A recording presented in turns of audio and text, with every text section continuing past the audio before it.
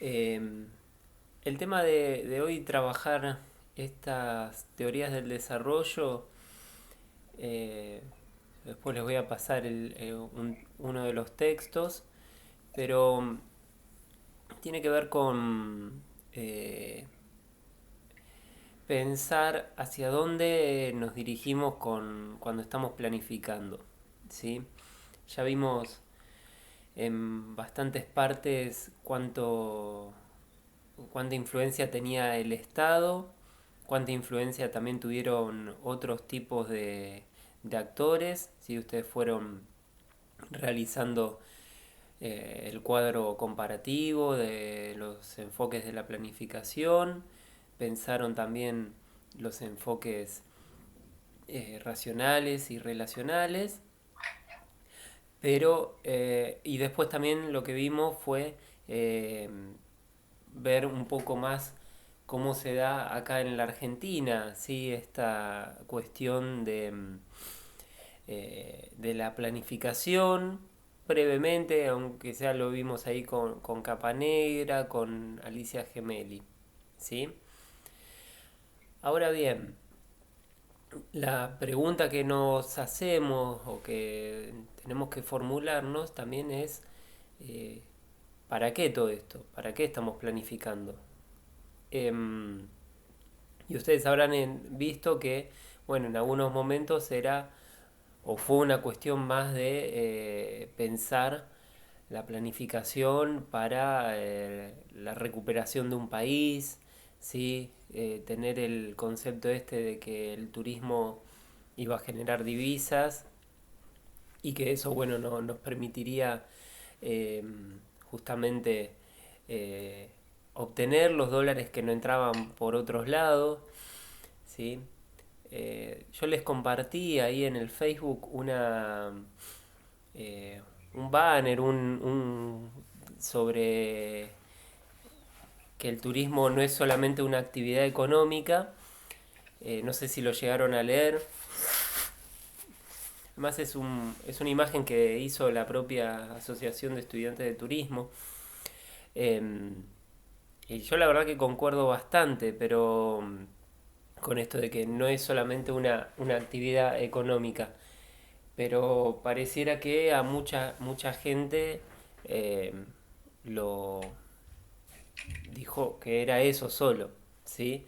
Que el turismo es un sector de la economía que tenemos que trabajarlo fuertemente, que pensar que no es un fenómeno económico sería que todos estuviéramos haciendo el turismo gratis, no sé, cualquier cantidad de cosas. Eh, no sé si lo llegaron a ver eso. Sí, pero el flyer decía que no era una actividad económica. O sea, decía directamente que no era una actividad económica, no que no solamente. Sí, estaba medio. Ahí quizás la pifiaron un poco, ¿no? Eh, porque. Sí, quizás lo hicieron más que nada para. ¿Cómo es? Para armar un poco de bardo, pero. Sí, tenés razón, Priscila, decía que no es una actividad económica. ¿Me escuchás? ¿Se escucha, Sol? No, que aparte también decía que era un componente de la actividad económica, o sea, como si lo ponía como si fuera algo y queda ahí. Sí. Porque decía después también que era un componente tecnológico, un componente ecológico, o sea, Ujú. como que lo tenía como que no era tan importante la actividad económica en el turismo. Sí. A ver si lo encuentro. No, decía como que tenía un componente económico, pero también de más cosas, ambientales, tecnológicos, ecológicos. Para mí no está mal, está bueno lo que dice la imagen, porque por ahí el componente económico son, no sé, las agencias de viaje, en su mayoría, pero lo demás es cuando hablan, no sé, de sustentabilidad y de ayuda a la población local y cuando meten todos esos temas. No sé, esos mismos playas también está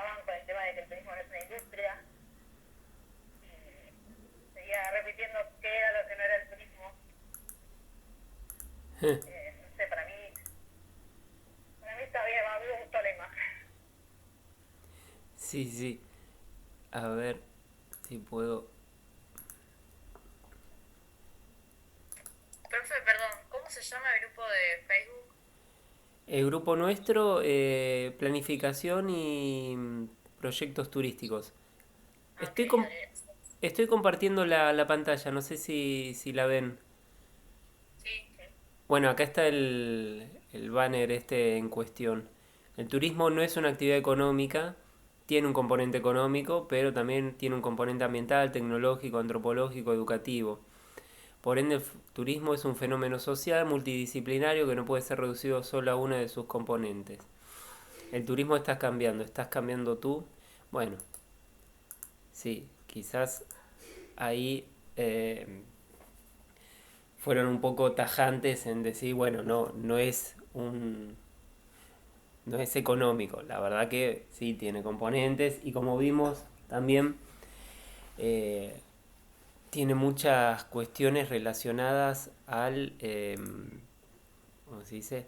Al turismo como un inductor de otras actividades económicas. Perdón. Em, Ahora bien, estamos con la pregunta, bueno, ¿y para qué? ¿Para qué estamos planificando? ¿Sí? Em, a ver, quiero...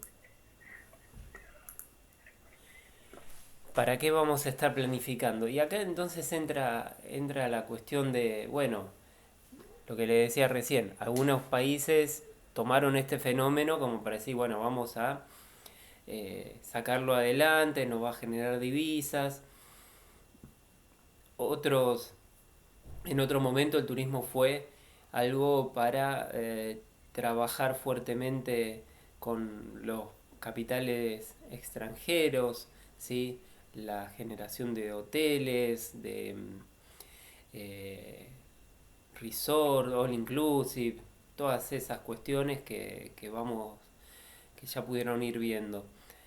Em, entonces, la idea para hoy es caminar un poco, ir viendo distintas teorías que existieron de la palabra desarrollo, eh, como para al final llegar a lo que es el desarrollo sustentable y lo que ello implicaría. ¿Sí? Entonces, yo lo que voy a hacer es compartir, ir presentando, digamos, un PowerPoint. eh, Quizás en este momento que lo estoy pasando, o no los veo, no las veo a ustedes. eh, Así que cualquier cosa, no sé, si tienen alguna pregunta o algo, habilitan el micrófono y hacen la pregunta directamente. Yo igual voy a ir parando un poquito. ¿Vamos bien? Bueno, Sí, sí. a ver.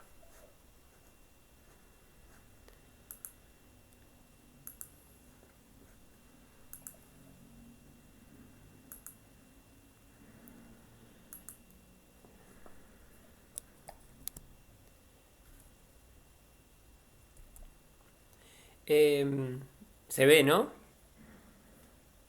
Sí. Bueno, entonces como les decía, de las teorías del desarrollo al desarrollo sustentable. Pensar un poco para qué es que vamos a estar planificando, ¿sí? Y qué es lo que estamos diciendo cuando hablamos de desarrollo sustentable. Yo sé que ustedes tuvieron materias de desarrollo sustentable o turismo y sustentabilidad. Turismo sustentable creo que es la materia, ¿no? ¿Cómo están ahí con, eh, Sí. Sí. con ya Nosotros como... el ¿cómo desarrollo es? local se llamaba. ¿Cómo era? Desarrollo local se llamaba cuando la Ajá, estudiamos. ajá, Ahora no es turismo sustentable directamente. bien. Nosotros varias veces fuimos discutiendo, ¿no? Que bueno, a ver, ahora cualquier plan, cualquier cuestión que veamos va a incluir la palabrita sustentabilidad, pero vamos a hacer un poco el recorrido para llegar a ver qué era lo que nos planteaba esto. primero, como un breve punteo, ¿no? de los diferentes momentos del desarrollo, ¿sí? De teorías que se conocieron como neoclásicas, a un momento que tuvo un énfasis más en Latinoamérica, la economía estructuralista, y después, ya a partir de los 80 nuevas cuestiones. Esto obviamente se lo voy a pasar después este PowerPoint, y también estoy grabando esta clase, así que después la subo también a YouTube. Eh, Pueden visitar mi canal y dejar un like, suscribirse. Eh, bueno, a ver, enfoque neoclásico, ¿sí? ¿Qué es lo que estamos pensando acá? Eh, Cuando se habla de neoclásico, es recuperar las miradas económicas que existieron con los llamados economistas clásicos, la economía clásica. No nos vamos a detener mucho en esto, pero pues me parece que ya lo vieron o ya no lo quieren ver más, mejor dicho. Pero sería todo lo de Adam Smith, David Ricardo, ¿sí? Los padres de la economía clásica, que básicamente hablaban de una eh, situación donde el Estado tendría que intervenir lo menos posible, ¿sí? Em, este desarrollo acá, que nos está diciendo, bueno, que hay países que están más preparados para un sector agrícola, y otros que ya tienen una condición más industrial, y que eso ya los pone en una situación de ventaja, pero no desmerece tampoco a los países que se dedican al campo, a la agricultura. Pero ¿qué está diciendo? Bueno, ustedes sigan dedicándose a eso. ¿Por qué? Porque nosotros estamos haciendo bien estas cosas, estamos haciendo bien eh, la industria, entonces ustedes tienen que encargarse de también las bondades que le dio la naturaleza, que tienen que ver con tener muchas tierras, tener buenos cultivos, y eso les va a servir. Y acá aparece una de las primeras ideas de desarrollo, que es esta de Rostow, que dice que en todo caso los países con menos desarrollo se encuentran en una situación de retraso transitorio, ine- un- algo inevitable dentro del proceso histórico de cada sociedad. Entonces va diciendo, bueno, cualquier economía va a pasar por todos estos estadios, ¿sí? Desde una agricultura de subsistencia, a crear las condiciones previas al arranque, al despegue, al camino a la madurez y la etapa del consumo de masas. Rostow sostenía que todos los países iban a poder desarrollarse de esta forma. A lo que después termina también apareciendo una mirada, como les decía, más eh, latinoamericana, que tiene que ver esto, ¿no? Que se conoce como economía estructuralista, ¿sí?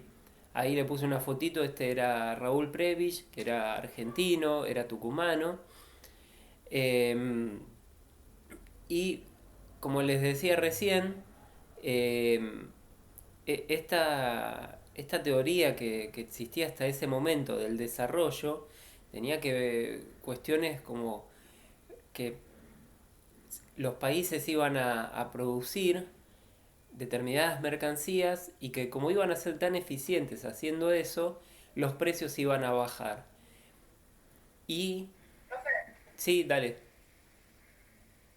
se nos quedó en la diapositiva 2, como que nunca moviste. A ver.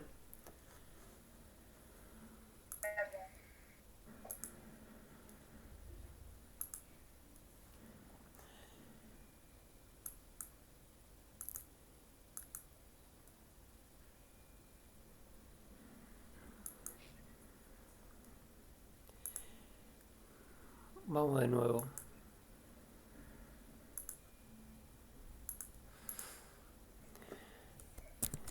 Ahí que ven.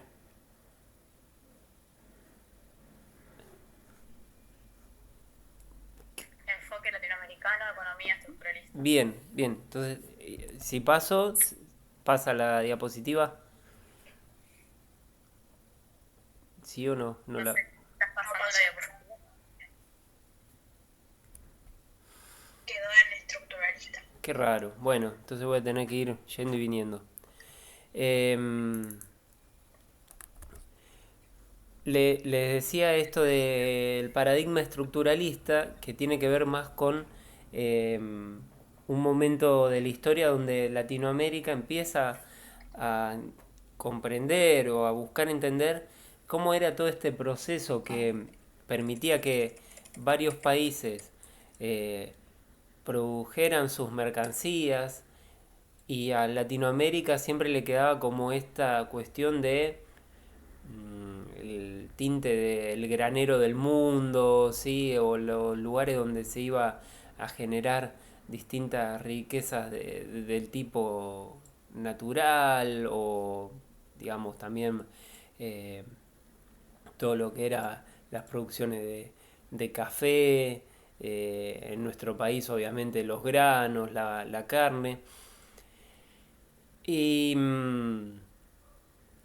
y hasta que también uno lo piensa, ¿no? Un poco más detenidamente, decir, bueno, a ver, nos están planteando que, que no nos industrialicemos, ¿sí? Esto estamos hablando más o menos de finales de los años 50, inicio de los 60. No, el mundo nos está diciendo que Latinoamérica, con nuestro país, no se industrialice. ¿Por qué? Porque somos competitivos, no sé, mirando el campo, la ganadería, y esto hasta cierto punto es cierto, eh, porque cuántos, nosotros estamos viendo eso, ¿no? Cuántas familias, cuántas personas pueden vivir exclusivamente de lo que produce el campo. ¿Sí? Es lo mismo que nos preguntáramos, bueno, una economía entera puede eh, basarse en el turismo, ¿sí? Que eso es lo que también se discute en países mismo como España, que tienen no 6 millones de turistas como nosotros, 5 millones, tienen 60 70 millones.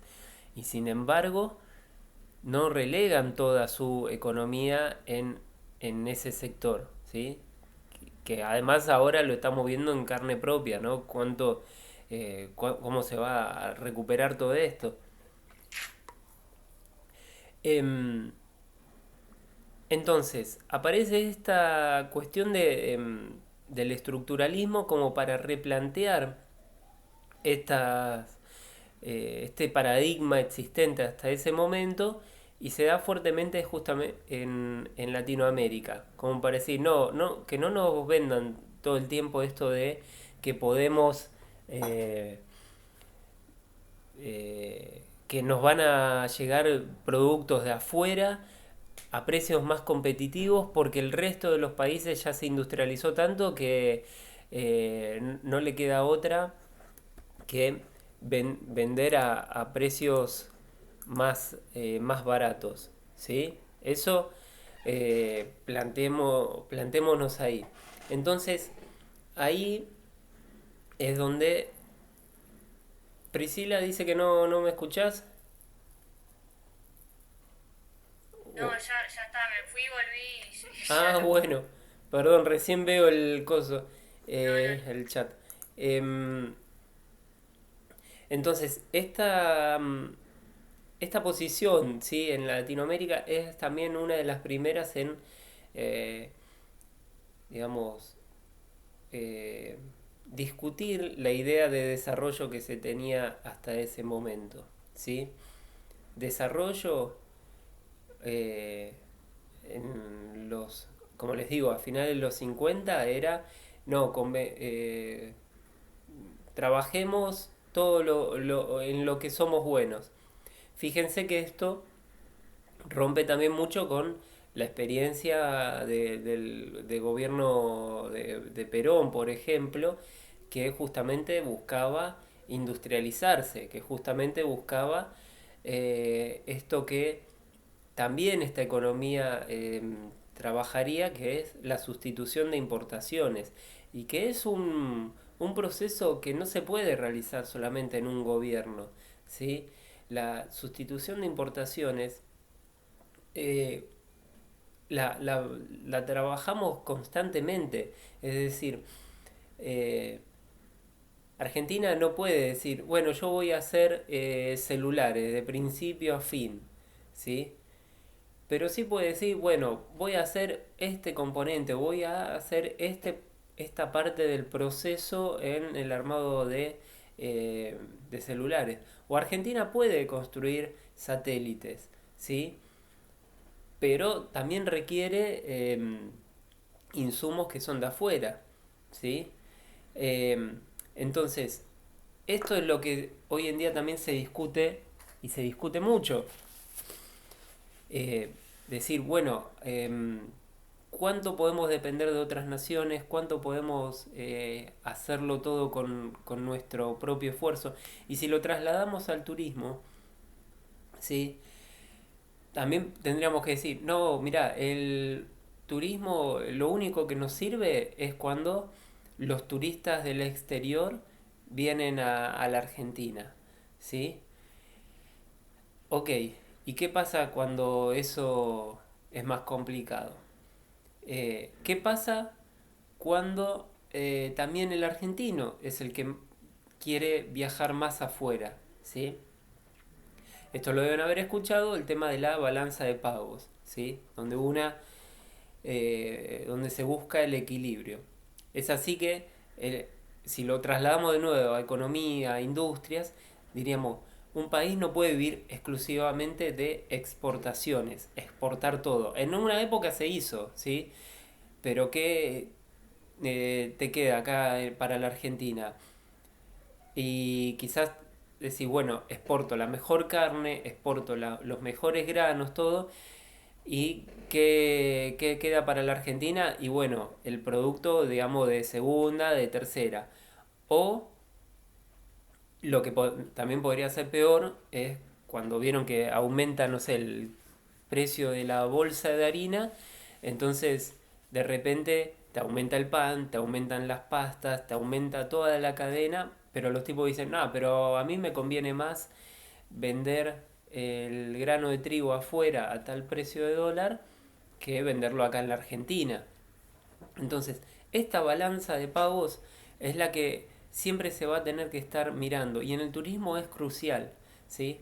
El turismo no puede permitirse vivir exclusivamente del turismo receptivo, ¿sí? De decir, no, nosotros ya está, mientras sigan viniendo turistas extranjeros estamos salvados, pero tampoco puede permitirse que los turistas de acá vayan solamente al exterior, ¿sí? Y también podríamos agregarle a eso, eh, es bastante erróneo pensar que eh, todos podemos vivir con el turismo interno, ¿sí? De argentinos viajando por la propia Argentina. Digamos que eso es lo que se proyecta en los próximos meses. Pero este número creo que lo dimos, ¿no? Casi el 80% de las agencias de viaje acá en la Argentina son de turismo emisivo, o sea, son agencias que venden pasajes al exterior. Todas esas agencias pueden reconvertirse para vender turismo interno. Tenemos la capacidad como país, las distintas provincias, los distintos destinos de recibir a todo ese afluente de argentinos viajando por Argentina. Yo la verdad que no tengo la certeza de que sea así. Eh, Porque mismo hasta lugares que están preparados para eso colapsan hasta en distintas temporadas. Pero fíjense cómo esto de pensar las exportaciones, las importaciones, nos hace ver que el turismo también trabaja en eso, ¿sí? nosotros cuando estamos enviando un turista afuera, ¿sí? Cuando estamos haciendo turismo emisivo, es como que estuviésemos importando algo, se nos va la guita, ¿sí? Y cuando estamos recibiendo es como una exportación, por eso dicen, el turismo es una exportación no tradicional. El tema es lo que hablábamos al principio, esto, reducir todo al que el turismo es un hecho económico, también nos deja fuera de vista todo, todas las implicancias sociales, ambientales, ¿sí? ¿Me van siguiendo o estoy... o los confundí un poco?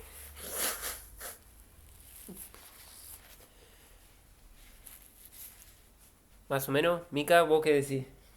Sí, sí, se entiende, se entiende. Bueno, bien. Sí, sí. Ok. Entonces, el, el modelo, este modelo de economía estructuralista, eh, a ver, esperen un segundo. ¿Qué pasa? ¿Qué? Em, tuve que conectar a mi hijo a YouTube. Así mientras tanto tenemos este ratito. Les decía, el paradigma este de la economía estructuralista en Latinoamérica hace que nos preguntemos, bueno, ¿hasta qué punto esto que nos estaban planteando desde otros países termina siendo eh, un desarrollo del subdesarrollo? ¿Sí? Este es un libro de un autor que se llamaba Gunder Frank, pero no importa eso, pero hablaba de el desarrollo del subdesarrollo. Y eso nos llega mucho también acá en turismo y lo vieron ustedes sobre todo con los enfoques desarrollistas o el enfoque de la planificación económica. ¿Sí? Es decir, bueno, te están vendiendo que el turismo va a generar puestos de trabajo, que va a hacer esto, lo otro, pero asimismo, ¿está generando condiciones para mantener todo eso? ¿Sí? O vas a ser nada más un país de prestación de servicios turísticos? ¿Sí? Y cuando decimos esto, un país que preste solamente servicios turísticos, estamos refiriéndonos, eh, o sea, que pueden venir cadenas hoteleras, generar nuevos emprendimientos hoteleros, restauración, que pueden llegar nuevas líneas aéreas, todo. Pero siempre estamos pensando como, bueno, sí, tienen que venir de afuera, ¿sí? Pensemos por un ratito cuántas cadenas así importantes de hotelería conocemos que sean exclusivamente de capitales nacionales. No, no existen casi, ¿sí? Eh, Agencias de viaje, sí, podríamos decir, algunas agencias grandes, eh, qué sé yo, Despegar surgió como Argentina, ahora ya también tiene capitales de todos lados, ¿sí? Pero no es algo que sea muy... eh, son casos muy puntuales, quiero decir. Entonces, em, esta teoría que ya les estoy diciendo es de los 60 más o menos, 60 inicio de los 70 empieza a preguntarse eso. Esto es lo que en economía se conoce como la teoría de la dependencia, ¿sí? Como para pensar, bueno, ¿qué es lo que nos están diciendo acá? Cuando nos dicen, no, el turismo acá los va a salvar todo, pero bueno, tienen que venir una empresa de afuera, tienen que nada, esperar que lleguen capitales extranjeros, ¿sí? Es lo que ya les mencioné en alguna oportunidad y les ponía ahí en el Facebook de la WTTC, la Unión Mundial el Consejo Mundial de Viajes y Turismo, eh, diciendo, bueno, estas son las noticias que tenemos de la región, van a crecer, etcétera.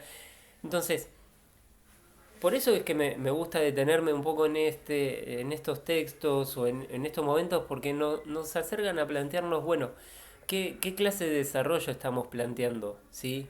Para nuestra actividad. El mismo que se da a nivel de la economía, o vamos a ir un poquito más allá y vamos a pensar otros modelos. ¿Sí? ¿Me siguen hasta acá? Sí, sí, sí. Gracias.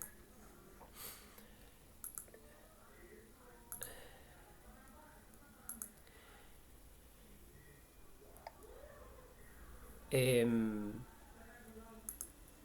bueno, entonces esto ya se los había comentado. Em, ¿Ven acá esta filmina que dice transición? ¿Están viendo? ¿O no? Sí, Sí, sí, se está viendo eso. bien, buenísimo. Entonces quizás así se ve. Em, Eh, bueno, esto no los quiero aburrir con estos temas, pero también pensemos que, como les decía, en los 70 estaba apareciendo toda esta teoría de la dependencia, pero al mismo tiempo, sobre todo en Latinoamérica, aparecen una serie de gobiernos de facto, de dictaduras, de golpes militares, que em, bueno, cambian o buscan romper, ¿sí?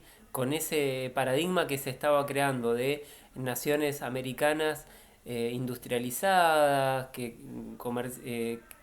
sí, que comerciaran entre ellas, ¿sí? Entonces, todo esto siempre eh, no le gusta a los grandes eh, jefes en su momento, a los grandes imperios y sobre todo a Estados Unidos, que nosotros, o Estados Unidos, Francia, ¿sí? Que vamos a ver cómo nuestras eh, digamos, clases más militares se van y se entrenan en Argelia, en Francia, en Panamá, para destruir lo que eran las insurgencias, el terrorismo y todas esas cuestiones. Y vienen con ese discurso, pero a la vez vienen también con un discurso económico muy neoclásico, muy neoliberal, digamos. ¿Sí?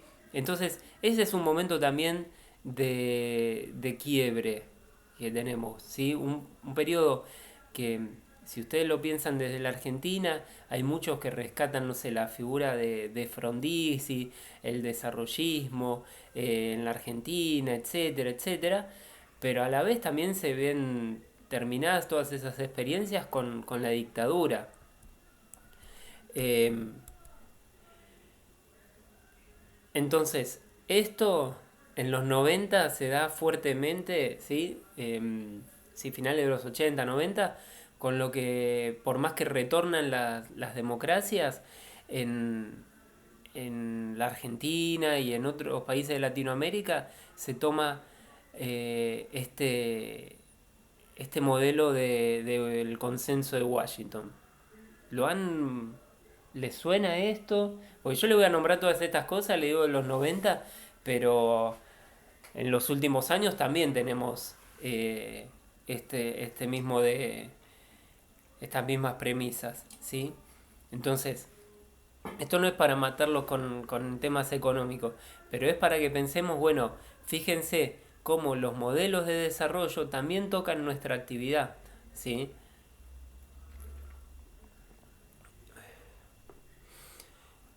Consenso de Washington, lo que les decía hace un rato. Retoma la tesis neoclásica de los años 40 de las ventajas competitivas del comercio internacional, la cual señala que los países que tienen niveles de productividad más bajos se verán beneficiados por los países que tienen más alta competitividad. La integración de los países periféricos al mercado mundial, desregulación y liberalización comercial, financiera, laboral, y todo el proyecto que en los 90 se da fuertemente, pero como les digo, ya había empezado con la dictadura, de privatizaciones, de ventas de capitales nacionales a compañías extranjeras. Nosotros lo vemos fuertemente en turismo con la venta de aerolíneas argentinas a un grupo español, ¿sí? A Marsans, el cierre de los ferrocarriles, ¿sí? ¿Me siguen?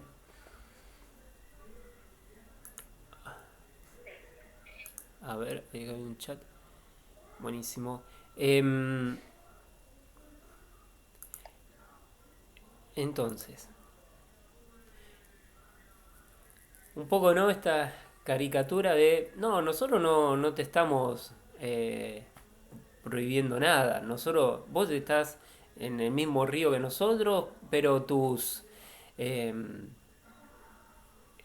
tenés que ver cuáles son tus condiciones. El río está lleno de peces, claro, pero si me alambran el río, el otro tiene una carnada mejor caña, etcétera, ¿cómo voy a hacer yo para competir con eso? ¿Sí?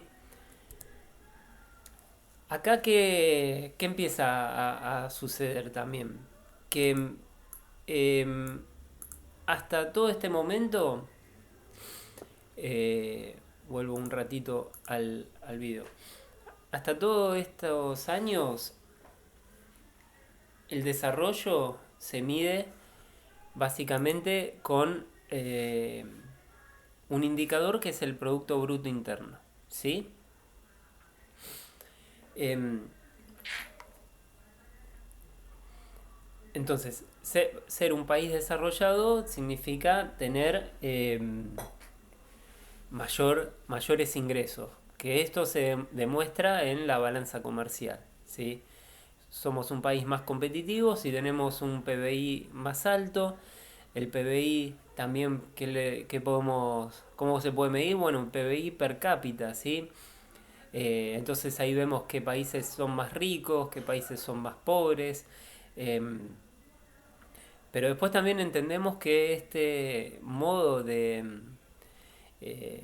medir el desarrollo tiene sus dificultades.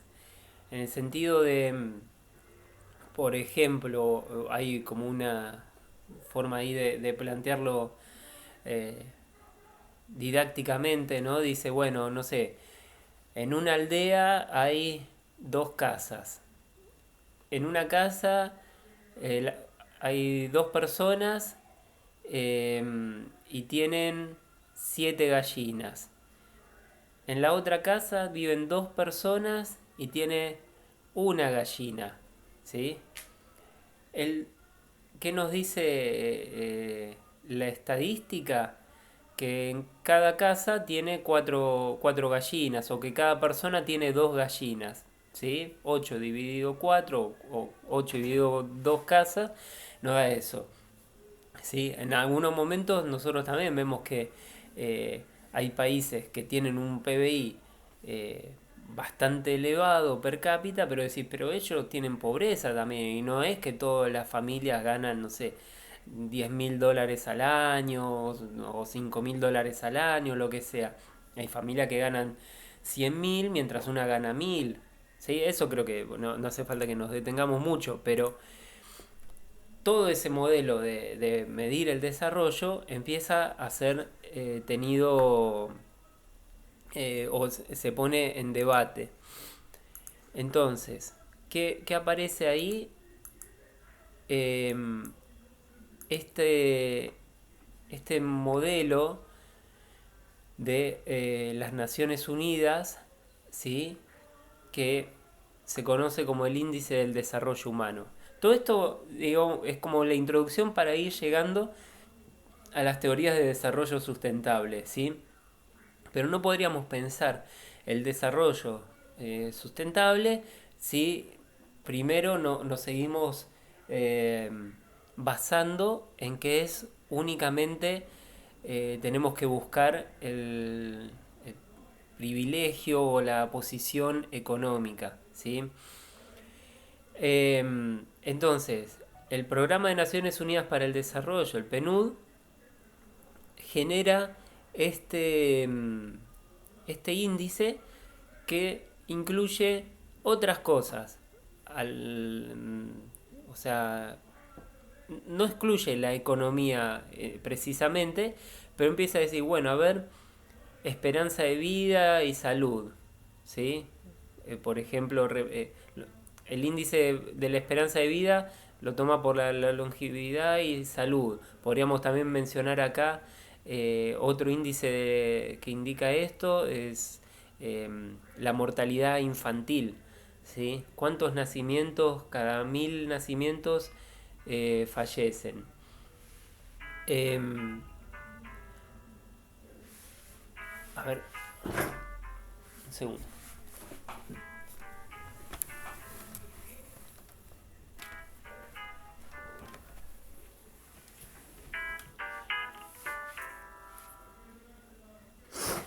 Em, Otro indicador para el índice de desarrollo humano es el, la tasa de alfabetización, ¿sí? Eh, ¿qué otro más podríamos decir? Bueno, como le decía antes, la mortalidad infantil, la tasa de alfabetización, eh, acceso al agua, eh, hospitales públicos, educación pública. Entonces, son un montón de componentes que terminan apareciendo para este indicador, ¿sí?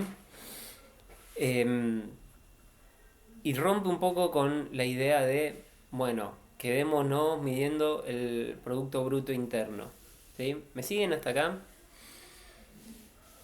Todo esto, yo sé que ya tuvieron economía, que ya vieron un montón de estas cosas, pero em, hay una cuestión acá. Antes de ponernos a planificar, ¿sí? Antes de decir, bueno, vamos a desarrollar este destino, y lo decimos así, o algunos dicen, no, tenemos que explotar turísticamente este, este lugar, explotar turísticamente o desarrollar turísticamente, ¿qué implica ahí? No, bueno, lo vamos a desarrollar sustentablemente. Bueno, ¿qué significa ahí esto de desarrollo sustentable? ¿Qué se acuerdan ustedes de la sustentabilidad? ¿Qué implica la sustentabilidad? Las escucho, los escucho.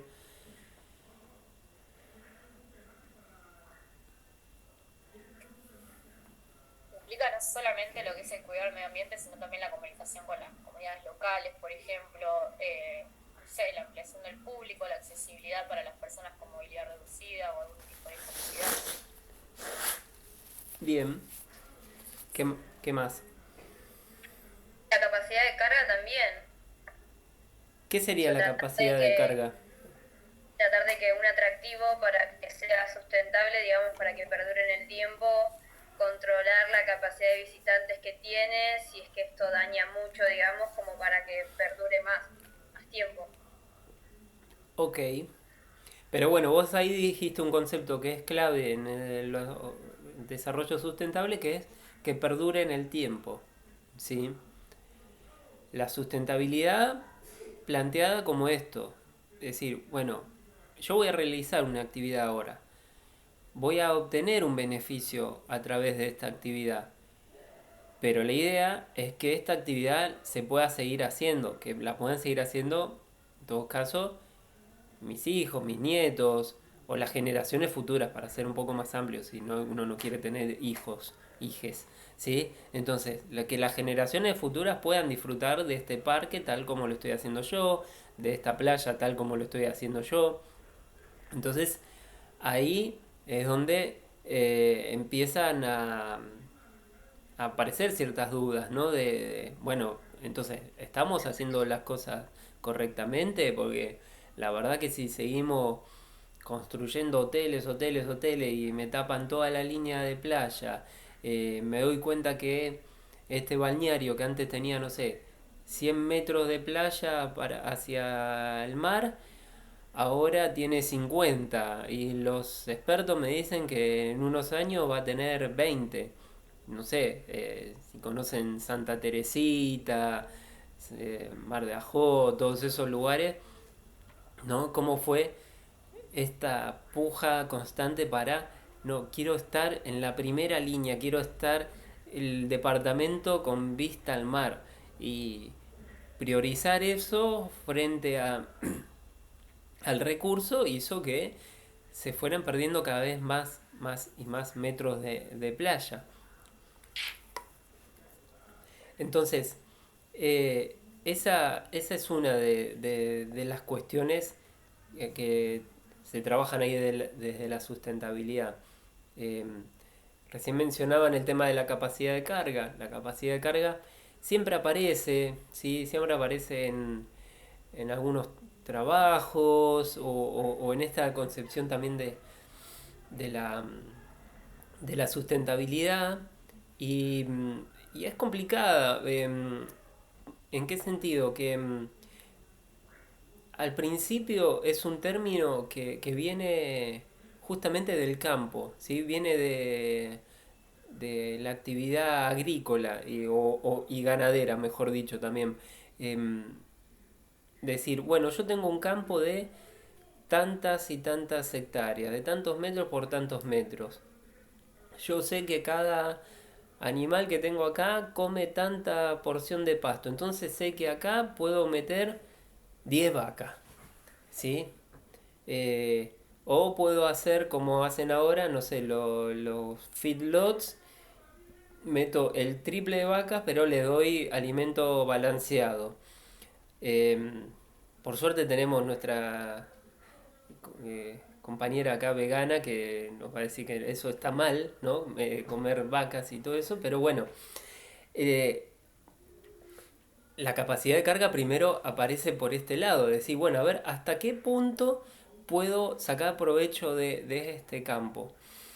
Y esa idea después se traslada al turismo para decir, bueno, ¿cuántos turistas pueden transcurrir por estas pasarelas?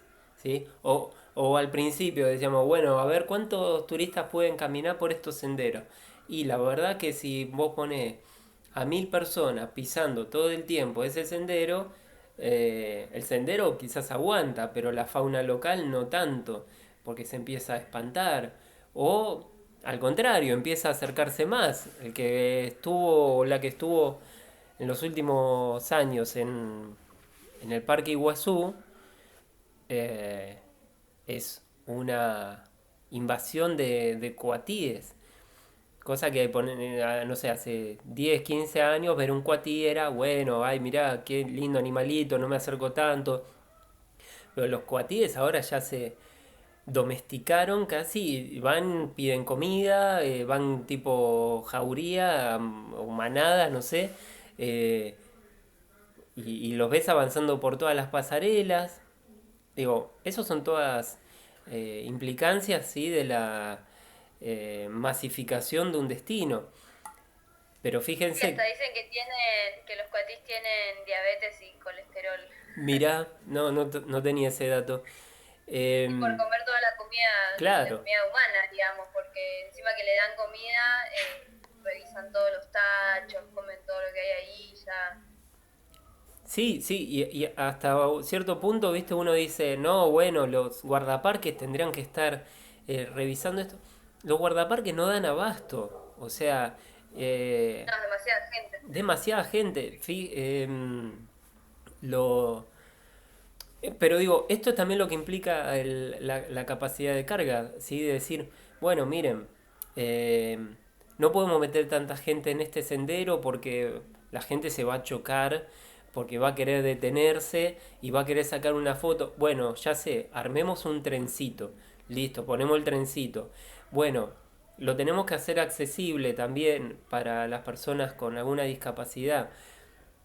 Bueno, hagamos pasarelas de estos tamaños. Entonces, vos vas generando todo ese recurso, todo ese equipamiento, pero a la vez también estás diciendo, eh, venga más gente, porque ahora podemos contenerla.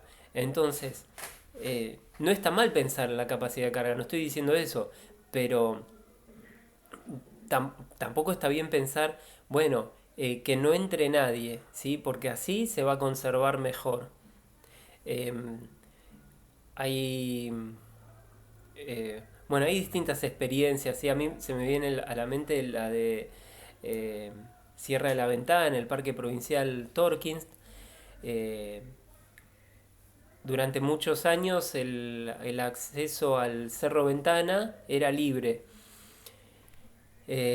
Después empezó a cobrar una entrada. Pero, ¿qué pasaba? Bueno, los guardaparques ahí todos los días tenían que ir a rescatar a dos, tres personas, uno se perdía, uno se doblaba un pie, lo tenían que bajar con camilla, todo.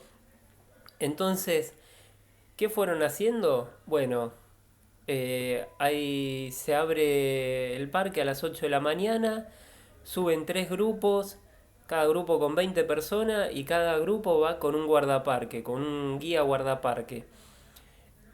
Tardás quizá el doble de lo que hubieses tardado normalmente, si estás entrenado o lo que sea. Pero los tipos ya no tienen basura en el sendero, ya no tienen que subir a cada rato porque alguien se les lastimó.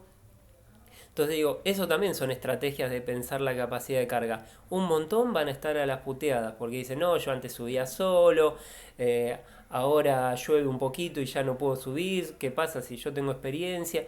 Bueno, etcétera. Pero son momentos donde uno tiene que priorizar y acá también estás planificando para decir, bueno, yo necesito este cerro que sea seguro principalmente, que la gente no se me pierda, la gente, no sé si alguna conoce Cerro Ventana, eh, es bajo en altura, porque uno dice, bueno, nosotros tenemos la Concagua casi 7000 metros y este tiene 1000, 1100, eh, es decir, no es nada, pero estás casi arrancando desde el llano, de los 200 metros de altura más o menos, o 100 metros de altura, sobre el nivel del mar, quiero decir, arrancás desde ahí. Y es exigente, y la gente piensa que es nada, puedo subir en sandalias, en ojotas, y bueno, tiene todas sus complicaciones. Todo esto, bueno, a raíz de la capacidad de carga. Bueno, ¿hasta qué punto podemos poner, admitir más turistas? ¿Sí? ¿Hasta qué punto los guardaparques del Parque Iguazú pueden estar controlando que los cuatíes no se coman toda la basura? Si no podés controlar ya que los turistas te tienen la basura en los mismos tachos. Em, entonces, todas esas son cuestiones a atender cuando uno empieza a trabajar la sustentabilidad. Em, tema de capacidad de carga, creo que ahora es donde más fuertemente lo vamos a ver, ¿no? Cuando nos digan en un cine, nos diga, sí, nosotros tenemos 200 butacas, pero van a poder entrar 100 personas con un asiento de por medio, ¿sí? Vos vas con tu pareja, vas con tu amiga o tu amigo, eh, sí, bueno, pero dejen un asiento de por medio. ¿Vas a ir igual al cine así? Em, bueno, eh, te vas a subir al colectivo, te vas a subir a un avión. Un tema este de la capacidad de carga creo que va a estar muy, o va a tener que estar muy fuertemente regulado. Em, bueno, ¿vamos bien hasta acá? Sí. Sí, sí. Bueno. ¿Saben en qué año aparece el concepto de desarrollo sustentable? ¿O en qué contexto aparece? ¿Se acuerdan?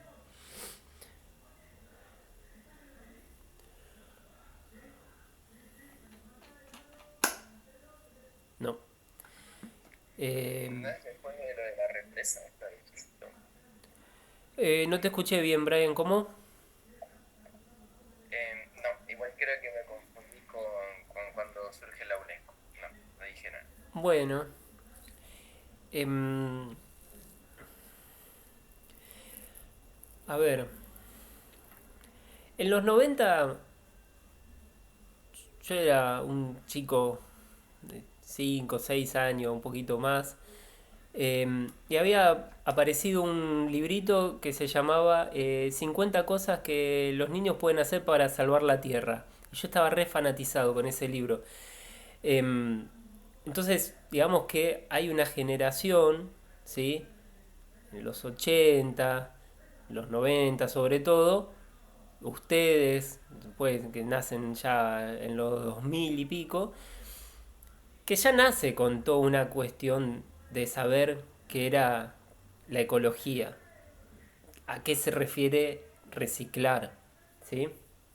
Ayer justo miraba con mi hijo el capítulo este de Los Simpson de Pequeña Lisa, no sé si se acuerdan, el de la planta de reciclaje.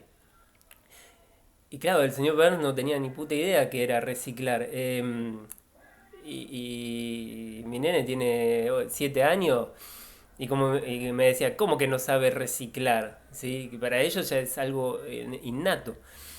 Pero, como les digo, en los 80 y previo a eso, el concepto de ecología, reciclaje, todo esto no era algo común. Si uno en los 70 en los 80 quería estudiar ecología, porque obviamente había todo este desarrollo, sobre todo dado a raíz de experiencias ya de New Age, el hipismo, todo lo que ya era en los 70 que nosotros lo vimos con em, la plataforma de Jafari y la advertencia que decía, ojo con esto, no podemos seguir avanzando así porque el turismo está depredando, todo, pero eran un núcleo muy reducido. Y la gente que quería estudiar eso, quería seguir algo de ecología, tenía que ir y estudiar ciencias ambientales o algo por el estilo, hacer una carrera más relacionada a, a las ciencias exactas, ¿sí? O estudiar biología y después empezar a preocuparse por el ambiente. Toda esta introducción para qué? Para pensar que durante los 70, ¿sí? La primera cumbre mundial que trabajó estos temas de la ecología fue en Estocolmo, fue en el 72. Después se haría cada 10 años, en el 82 se hace en Nueva York. En Nueva York no hay ningún avance, entonces la siguiente sería en el 92, la cumbre de Río, la cumbre de la Tierra, quizás la más renombrada. Y como les digo, ya en los 90 había un concepto más fuertemente atado de lo que era la ecología. Pero para llegar a ese momento se le encarga a una comisión, ¿sí? Liderada en ese momento eh, por eh, una científica noruega, que después terminó siendo también primer ministra de Noruega, que elaborara un documento. Entonces es ahí que en el 86, 87 aparece un documento que se llama Nuestro Futuro Común y ahí es donde aparece el concepto de sustentabilidad, ¿sí? Toda esta introducción para llegar a ese momento. Es un término entonces bastante nuevo, ¿sí? Nos vamos a términos históricos, ¿sí? Estamos diciendo que tiene 30 años, 32 años, 33 años. Al toque, en el 92, 93, ya con más uso de esto, la organización de turismo lo tomaría y empezaría a hablar ahí de turismo sustentable. Pero hasta ese momento no era algo que se tuviera muy en cuenta. ¿Sí? ¿Vamos bien?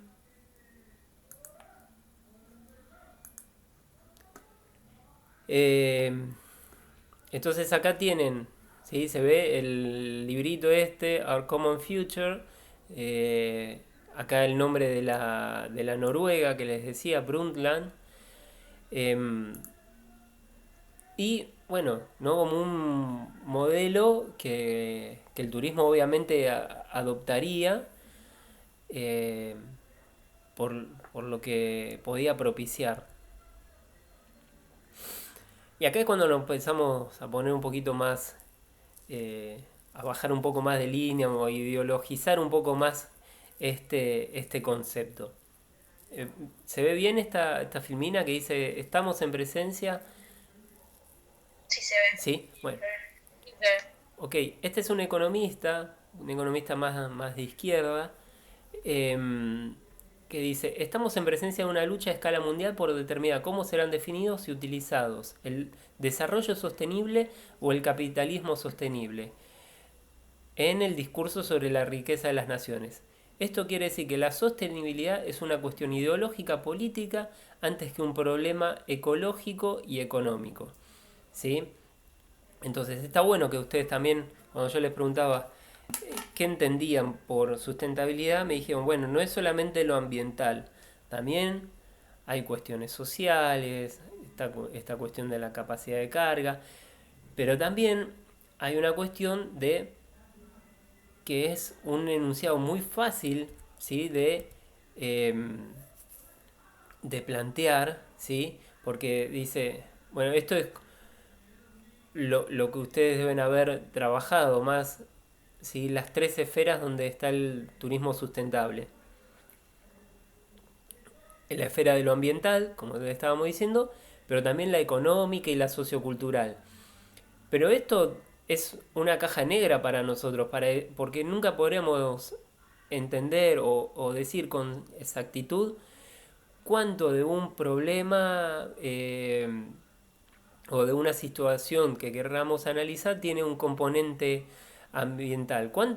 ¿Qué porcentaje tiene de ambiental este problema y cuánto de sociocultural?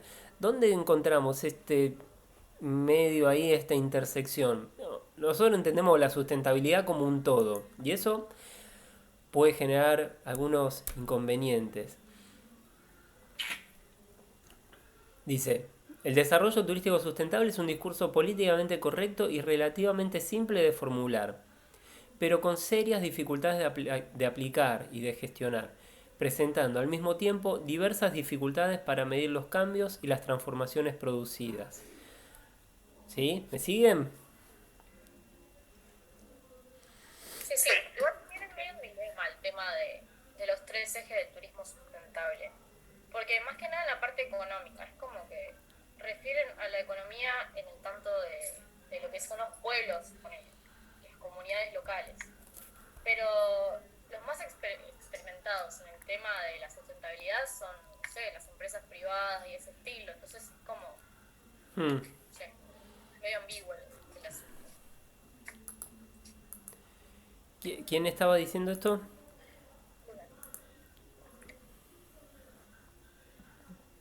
¿Quién comentaba esto de las comunidades? Perdón, no tenía en la pantalla. Bueno, Luna, sí. Y también, a ver, el componente económico sigue siendo también el prioritario. Yo no sé si se acuerdan cuando fue toda la cuestión de la pastera ahí en Gualeguaychú, Botnia. Su momento, bueno, Uruguay que decía, esto es progreso económico, esto va a generar puestos de trabajo, ¿sí? Y la Argentina desde Gualeguaychú decía, sí, está bien, le genera todo eso, pero a nosotros el río nos lo contamina, nosotros no nos vamos a poder meter más al río, no vamos a poder no vamos a poder vender más nuestra región porque va a estar toda contaminada. Y bueno, fue toda ahí una puja de intereses, de proyectos, fuertemente todo el concepto de la sustentabilidad. El turismo, ¿no? Atrás de eso diciendo, uy, mirá todo lo que puede pasarle al destino. Pero mientras tanto, uno iba a una feria de turismo, iba a la FIT y se llevaba 2 valijas llenas de folletos. Entonces sí, pero estás en contra de una papelera, pero a la vez no se te da otra idea que seguir imprimiendo folletos para los destinos. Bueno, el tema este fue escalando, ¿sí? Y se llevó hasta la Corte Internacional de La Haya, la situación, ¿sí? Y la Corte de la Haya, que termina diciendo, sí, entendemos que puede haber un impacto ambiental en estas playas y todo, pero si acá también la empresa realizó un informe de impacto ambiental y dice que está todo bien y esto va a generar X cantidad de puestos de trabajo. Entonces como que también las empresas terminan priorizando esto, ¿no? El componente económico frente al ambiental. Como que está siempre esa visión de, no, metamos gente, después seguramente que se va a solucionar esta cuestión. Tecnológicamente vamos a recuperar las bondades del suelo, ¿sí? O lo vemos, no sé, como les digo, en la agricultura intensiva, es decir, bueno, vamos a plantar soja y plantamos 3 veces en el mismo año y cosechamos y después el suelo queda a la miseria, no se puede plantar nada más, pero el, el proyecto fue uno, fue vamos a obtener el máximo rédito de esta situación. Son pocos los que están pensando hacia futuro y como vos decís también, eh, donde más se necesita esto justamente es en las comunidades, donde no le podemos decir, bueno, sí, ¿saben qué? El turismo los va a salvar siempre. Tiene que ser algo que los vaya acompañando. Por eso, pensar una planificación de un destino, ya sea micro, ¿sí? Como una comunidad rural, el turismo local, desarrollo local, que son todos conceptos que también aparecen en los 90, ¿sí? Desarrollo local,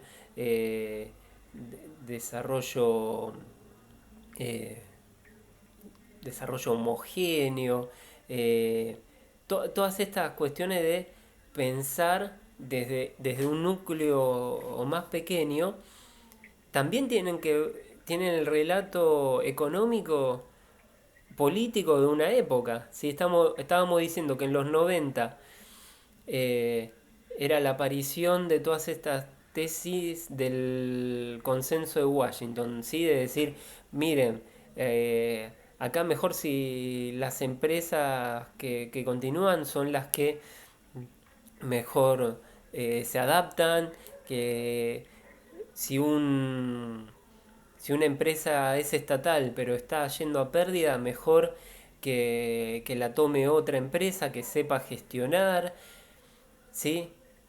Entonces, en todo ese concepto del neoliberalismo aparece también esta idea del desarrollo local porque muchas veces fue, bueno, ¿saben qué? La provincia ya no puede hacerse cargo de todos los municipios, así que cada municipio va a tener que generar sus propias herramientas, ¿sí? Y no le queda otra que empezar a regular sus propias medidas, de empezar a buscar sus propios presupuestos, de armar sus propios proyectos. Entonces, todo eso es una rueda, ¿sí? Que va apareciendo y que tenemos que estar muy atentos nosotros cuando estemos planificando en un sitio, ¿sí? Es decir, bueno, ¿qué tipo de planificación vamos a estar acá? Ahí lo crucial es preguntarnos, bueno, ¿para quiénes vamos a estar planificando? Salud. Eh, ¿Para quiénes vamos a estar planificando acá? ¿Para quiénes van a estar creciendo? ¿Los capitales extranjeros que pusieron su plata acá en el alojamiento hotelero? ¿O los residentes locales? ¿Sí? Los residentes locales. ¿Toda la comunidad o solamente una parte? ¿Cómo hacemos para que crezca toda la comunidad? ¿Sí? Son preguntas que no tienen una única respuesta, ¿sí? No existe tal cosa. Pero sí existe pensarlo desde esto, de lo sustentable, ¿sí? Por eso esta anterior diapositiva que les pasaba que decía, bueno, es un discurso político relativamente fácil de formular, ¿sí? No, vamos a hacer un desarrollo sustentable. Bueno, ¿qué está implicando eso? ¿Sí? Nadie va a decir hoy en día, no, hagamos una planificación no sustentable, ¿sí? ¿Por qué? Porque todos quieren seguir creciendo en el tiempo, todos quieren seguir avanzando en, en tener más recursos económicos, etcétera. Pero bueno, no es tan simple, ¿sí? A un cachito más y ya los libero.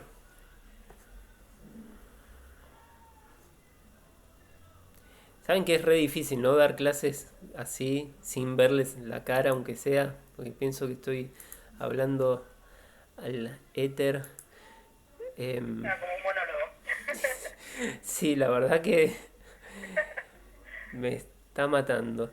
Em, Yo me pregunto, ¿no? Porque, por ejemplo, este año fui a La Pampa y La Pampa no es un destino que la gente se suele quedar, o sea, lo hacen más como pasada. Y fui al Parque Nacional Igualcalén, que es área protegida, sí, y sí, entonces había un cartelito que decía, si usted ve un puma, eh, bueno, tenías que tener todas las medidas, agite los brazos, todo sí, eso. Y, por ejemplo, yo lo hice, y es un sendero de 12 kilómetros.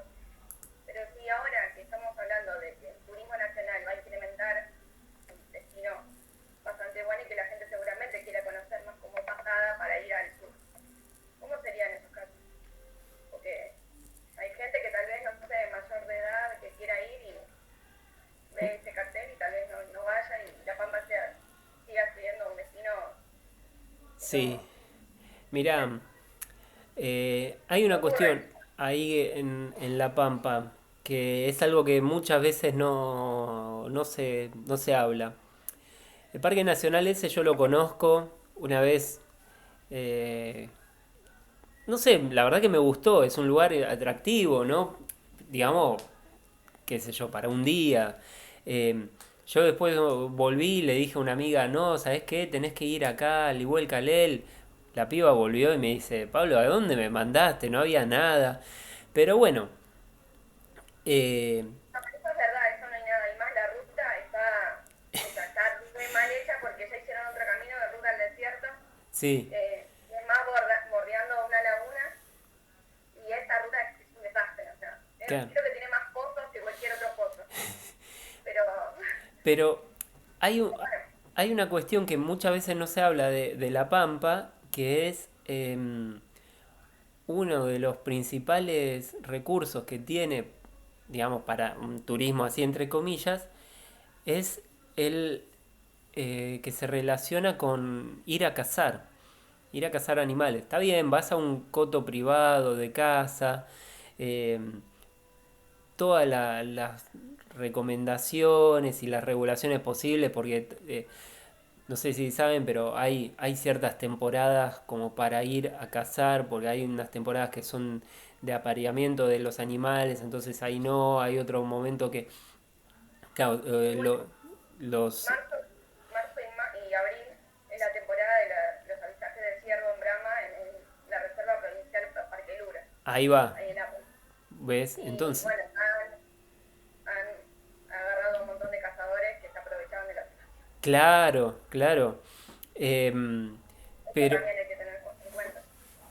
pero digamos que ahí La Pampa no puede salir con un plan de turismo y decir, bueno, ¿saben qué? También vengan a cazar a nuestra provincia. Porque rompe con toda la política nacional, si nosotros decíamos política, plan, programa, proyecto, rompe con la política más eh, nacional de fomentamos el turismo sustentable. ¿Qué me vas a estar hablando de sustentable si venís a cazar? Bueno, pero lo hacemos con estas y estas regulaciones en esta temporada. Está bien, pero a veces no alcanza o, o quizás ya es demasiado tarde cuando tenés que empezar a explicar todo eso. Vos decís, vamos a fomentar el turismo para que vengan a cazar y ya vas a tener un gran porcentaje de turistas o potenciales visitantes que te van a decir, no, ni loco, voy a esa provincia que permiten cazar. Por más que después le expliques todo el resto. Entonces, La Pampa tiene por un lado eso, tiene por el otro lado algunos proyectos de desarrollo eh, turístico, hotelero, como este que me estás diciendo, una ruta que bordea un lago, es ese, el dique La Casa ruta de del desierto Piedra. se llama. ¿Cómo? La ruta del desierto se llama. Bueno, está La esa, ruta o sea, 52.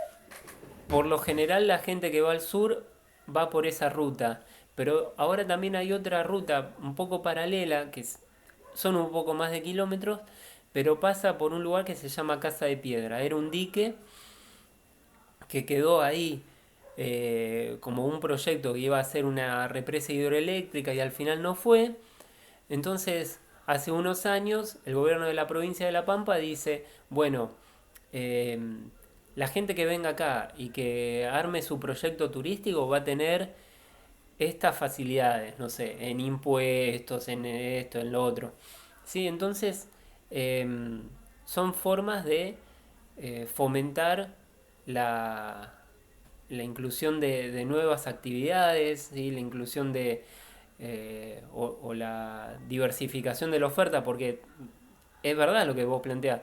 ¿Cómo vas a poder hacer de La Pampa un destino turístico de naturaleza si únicamente tiene un parque nacional que eh, la verdad que no tiene mucha infraestructura como para el visitante eh, y que encima ven un cartel que dicen ahí cuidado Puma y la verdad que no sé si va a atraer a muchas personas o quizás sí, pero digamos, tienen eso solo.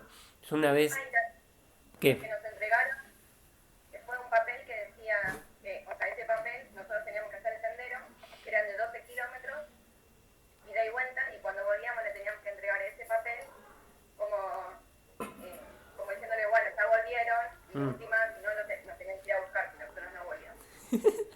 sí, Eso, sí, un quilombo, por me eso parece a mí. por eso te digo, es eh, muy escasa la infraestructura. Tenés un solo guardaparque que, viste, claro, quizás el tipo está fascinado de estar ahí, pero no es lo que estábamos diciendo del Parque Nacional Iguazú, ¿sí? Eh, o otros parques nacionales, no sé, yo pasé el año pasado por Sierra de las Quijadas en Merlo, en San Luis, y nada, la realidad es que no iba a pasar por el Parque Nacional, pero no había cargado nafta, yo venía desde Córdoba y digo, bueno, ahí en el Parque Nacional debe haber una estación de servicio, por lo menos cerca. Llegué al Parque Nacional y me dicen, no, la más cercana está a 100 kilómetros y hay otra a 120. Digo, me estás jodiendo. Claro, son lugares que están en puntos ideales, todo, pero alrededor no se puede hacer nada, ¿sí? Tenés que llegar casi mm, con todo una logística que la gran mayoría del turista nacional no está acostumbrado. Si vos no le podés decir, ¿sabés qué? Llévate un tanque de combustible extra, llévate un bidón extra de combustible porque no vas a... Ya al turista lo arruinás con eso, ¿sí? En La Pampa yo una vuelta quise ir al Parque Luro, quería alojarme ahí porque estábamos como de pasada para el sur. La cantidad de mail que tuve que mandar y todo y al final no me contestaban, entonces eso también es parte de, bueno, como les digo, una oferta que se debería preparar para recibir más turistas. No basta solamente con tener el atractivo natural o cultural. Necesitas todo un momento de, bueno, a ver cómo se van a contactar conmigo, ¿sí? Eh, eso es parte también de la planificación, es parte Bueno, primordial. nosotros en el Parque de Luna, a mí me pasó que tampoco no nos contestaban los mails, nada, pero nosotros íbamos a acampar. Sí, Y queríamos saber si había posibilidad de acampar, si era la fecha, porque justo íbamos en febrero, unos días antes, unas semanas antes de que sea la temporada de avistajes de ciervos. Y sí, nosotros sabíamos que en marzo ya cerraba todo y no se podía acampar.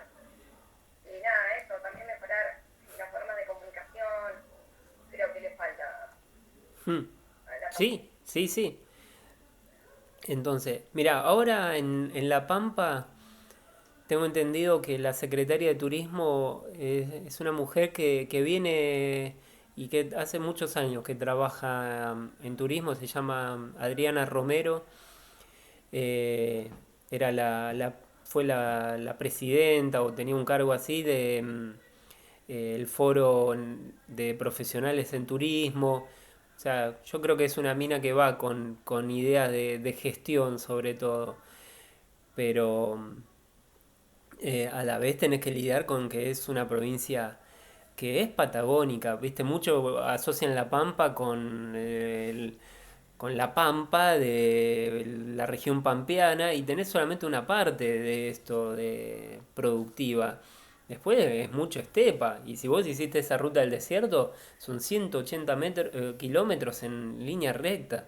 Eh, hay que poder meter ahí, ¿no? Cabeza para decir, bueno, a ver qué podemos vender acá, qué podemos mostrarle a la gente, cómo lo vamos a preparar. Y todo además con este concepto de lo sustentable, ¿sí? La verdad que es una provincia interesante para laburarla. Eh, La verdad que a mí me gustó mucho, o sea, es más, yo fui con mi novio y los dos dijimos, vamos, es un destino que queremos volver. mm, Ser más justas, porque no solo es Santa Rosa, o sea, tenés la ladera que está al río bordeando, está el mirador se puede mirar Río Negro, Río Mendoza y bueno, La Pampa. Y son cosas que tal vez no se saben. Y, o sea, sí, a mí la verdad que me gustó mucho. Un destino que recomiendo por ahí. está bueno, está bueno. Em, bueno, sigo un poquito con esto. Em, Decíamos entonces, em, una cuestión central, por ejemplo, hablando de esto, de planificar una provincia, ¿no? De planificar ahí La Pampa. Algo que tenemos que pensar es, bueno, la organización y gestión propia del nivel gubernamental que puede implementar algún tipo de plan, ¿sí? O programa o acción particular. Es decir, no, está muy bien que venga una universidad y diga, no, le podemos plantear todo este desarrollo a la provincia. Ok, pero a nivel provincial, gubernamental, al gobierno de La Pampa, ¿le interesa el turismo? ¿Sí? ¿O vamos a tener que trabajarlo municipio por municipio? ¿Ese municipio tiene los recursos para que nosotros presentemos estas cosas? ¿Sí? Acá es donde empezamos a encontrar em, cuestiones claves dentro de la lógica de cualquier planificación. Es decir, bueno, vamos a fijarnos en los actores, vamos a fijarnos los conflictos, los beneficios y costos que implica realizar algún cambio, ¿sí? Esto, para que quede más claro, es, no pensemos exclusivamente en, tenemos tales atractivos, tenemos un parque nacional, tenemos, ok, pero ¿cuáles son los actores que intervienen ahí? ¿Sí? ¿Quiénes están acá predispuestos a recibir turistas? ¿Sí?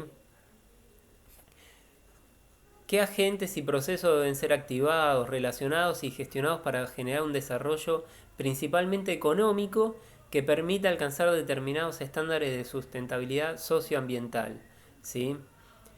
¿Quiénes son los actores potenciales respecto de una cuestión y cuál es su acá está y cuál es su posición respecto a ella?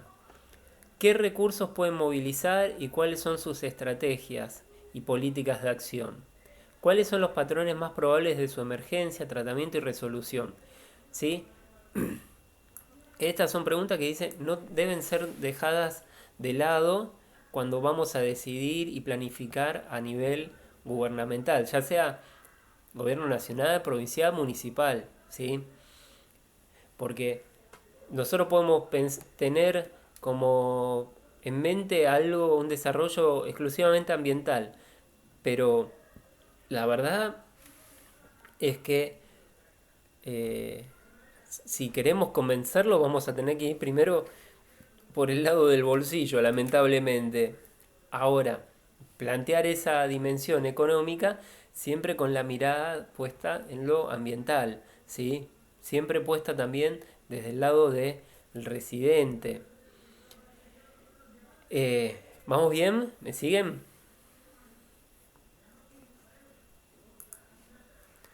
Sí, sí. Sí. No se ve la pantalla ahora, ¿no? No sé. A ver.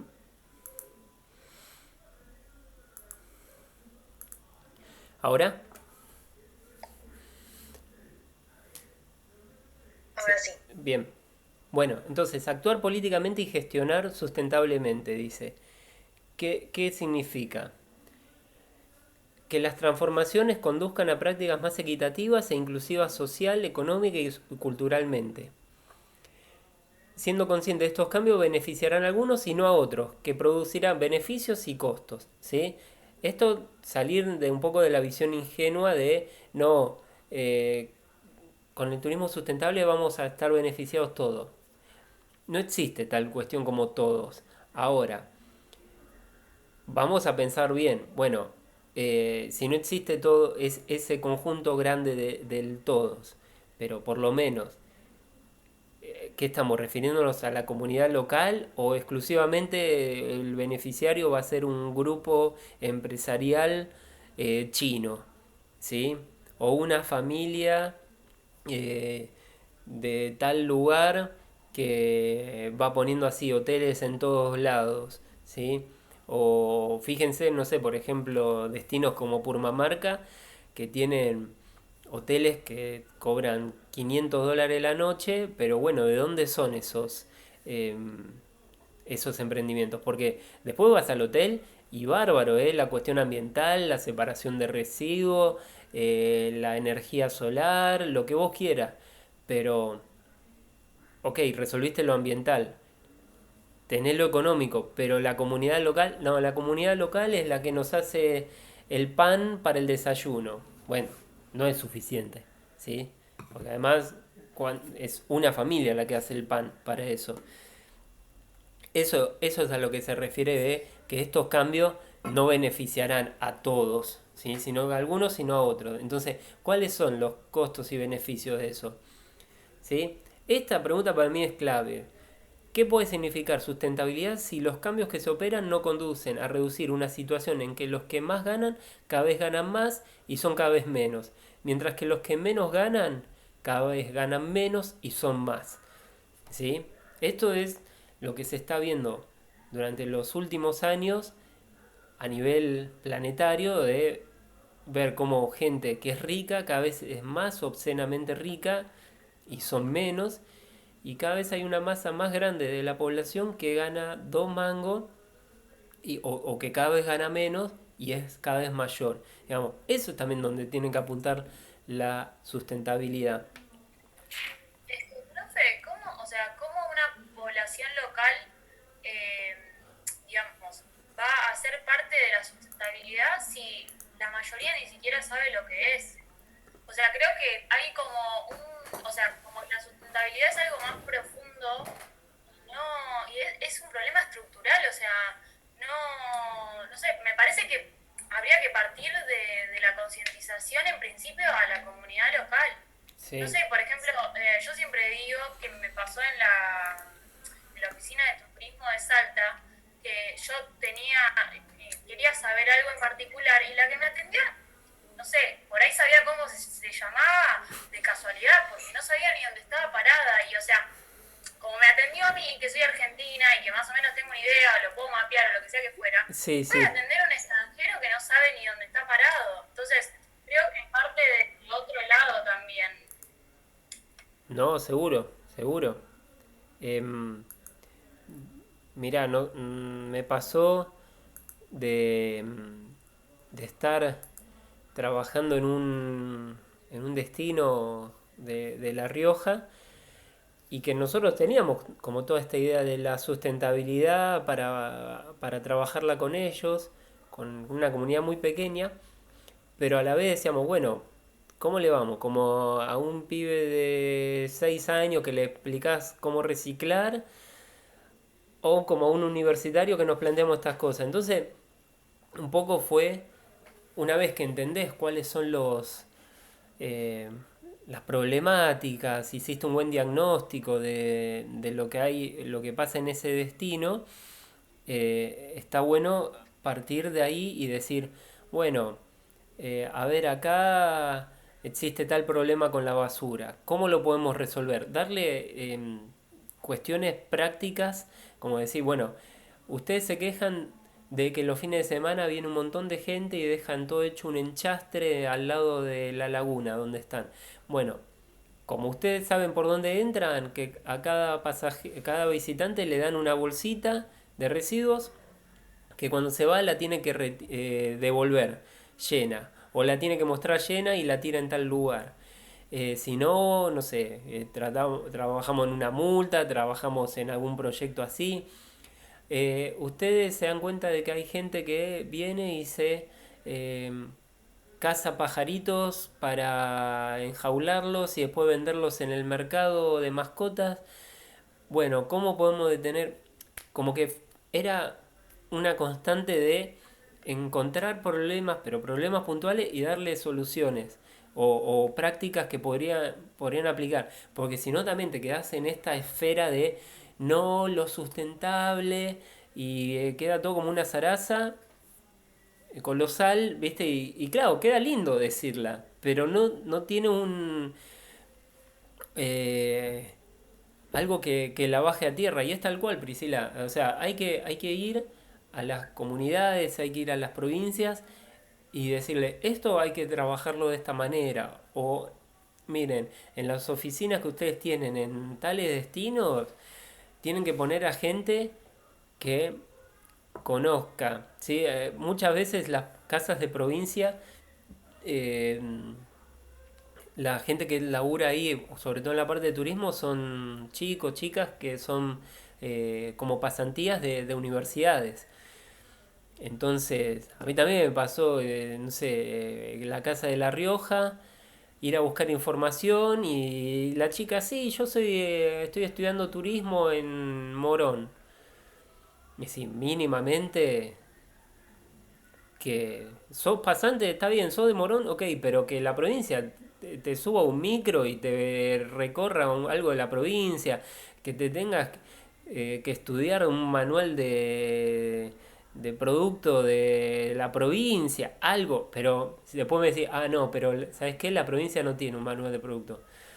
De La Rioja lo puedo creer, pero de Salta tiene de todo. Tiene planes estratégicos, tiene manual de productos para agencias. Y me decís, no podés tomarle un examen a eso. Eh, Tenés razón, sí, sí. Eh, la cuestión es que también, viste que las casas de provincia por lo general son más como, digamos, están en la ciudad de Buenos Aires. Perdón, esto fue en la oficina de turismo de Salta, o sea, en Salta. Ah, bueno, no te había entendido eso. Peor. Encima, o sea, lo que más me indignó era, yo necesitaba que me explique si la municipalidad regulaba el traslado desde Purmamarca hasta Las Salinas.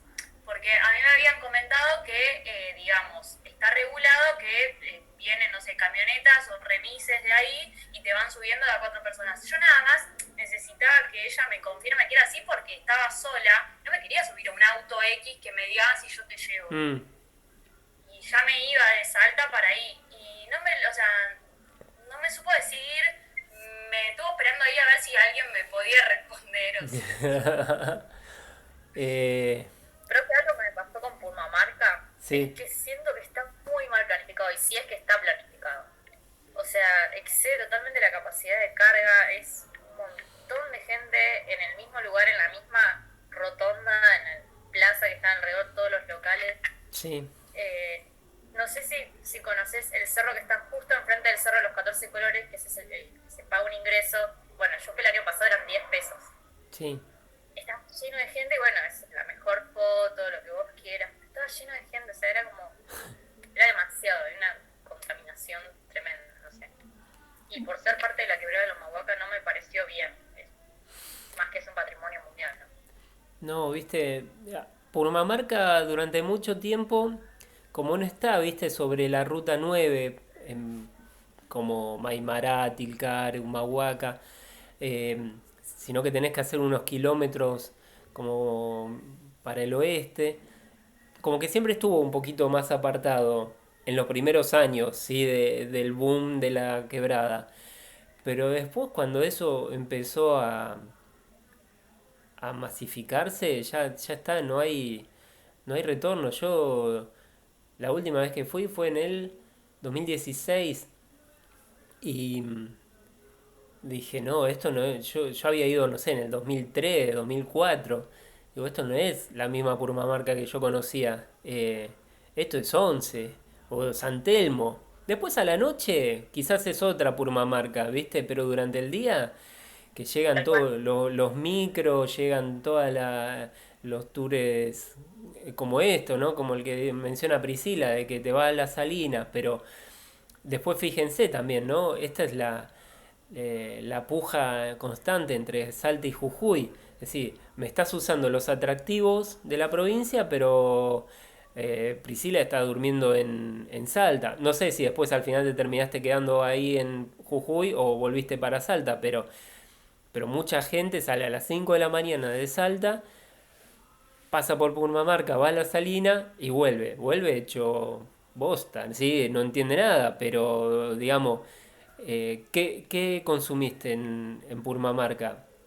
Nada, unas empanadas en la plaza, ni siquiera cargaste nafta, ni siquiera comiste en un restaurante, ni siquiera, quizás compraste algún recuerdito, pero el punto principal va a ser que dormiste en Salta y ahí seguís consumiendo. No, Purmamarca, la verdad que No. no sé si... Es Bueno, el más, Hornocal tampoco. El Cerro de los 14 sí, colores, bueno, en la cadena montañosa de los 14 colores. O sea, es como que sale una van, huaca. van Bueno, sumando el cerro de los 21 colores, el cerro de los 28. además, es que tenés 14 tipos. Em, Eh, y salen unas combis, ni siquiera son unas combis, son unas 4x4 que van hasta el Hornocal. En sí, su momento eran carísimas, o sea, a comparación de los precios del norte, ¿no? No te sí, digo a comparación de Calafate, ponele, porque sí, era súper barato. Te llevan hasta ahí, que encima son como 2 horas de camino, te dejan 45 minutos, no sé si fuiste, pero tenés que bajar un cerrito para tener la vista principal, y después cuando lo tenés que volver a subir es como que te morís, te quedás sin oxígeno, totalmente, te apunas mal. no, no, no. Son 45 minutos, no llegas a hacer eso, no llegas a disfrutar, y no sé, la verdad que me fui con una mala experiencia, después tuve que volver, pero fui a dedo la segunda vez. Claro. No, la verdad que no conozco ese sitio, pero bueno.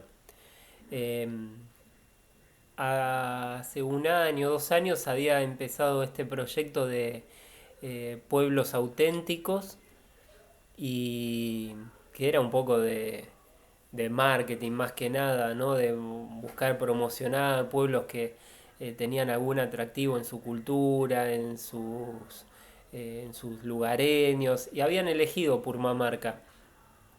Pero la verdad que es un destino muy difícil de planificar porque tiene o los dos extremos, o el mochilero que pagará, no sé, 100 pesos para estar en una carpa, o 50 pesos, y después el turismo casi de elite, que como le decía, $500 una noche. Una familia con hijos y decir, bueno, voy a una hostería y te matan. Y decir, no tengo algo medio. Entonces, ¿qué terminas pasando? Lo mismo, o se queda en Salta, que tiene una oferta más variada, o en todo caso Tilcara, qué sé yo, las casas de familia.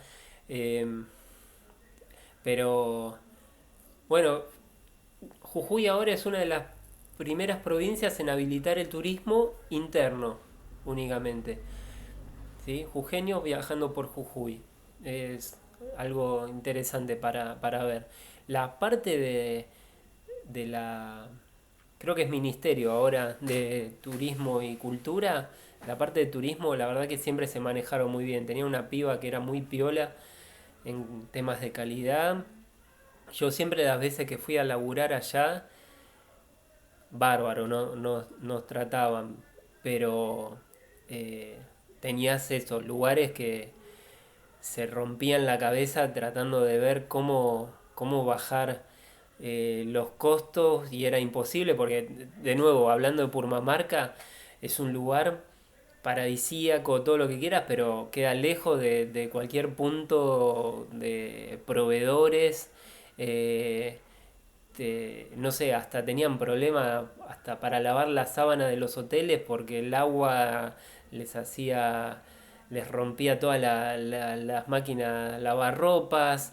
Era, entonces uno dice, sí, es caro, pero es un destino caro, pero a la vez ellos también tienen un montón de costos. Y, y en el medio tenés esto, la comunidad que cada vez va perdiendo más su lugar de pertenencia. ¿Sí? En la quebrada es caso de estudio para muchos. Hay varios textos, si quieren se los puedo pasar, ¿no? Como para que lo tengan material de consulta, de Claudia Troncoso, que trabajó mucho la experiencia así de la patrimonialización por la UNESCO de la quebrada Humahuaca. Pero bueno, ven cómo empezando a hablar de distintas teorías de desarrollo, terminamos pensando en desarrollo sustentable y trabajando un poco esta cuestión de que no es solamente pensar lo ambiental, ¿no? Sino que tiene una componente político muy fuerte, ¿sí? La decisión y no basta solamente con que sea un enunciado, decir vamos a desarrollar sustentablemente Purmamarca, también tiene que acompañarse con presupuesto, también tiene que acompañarse con la experiencia de consultores, de técnicos, de la parte académica, ¿sí? Que pueden promover las universidades. ¿Mm?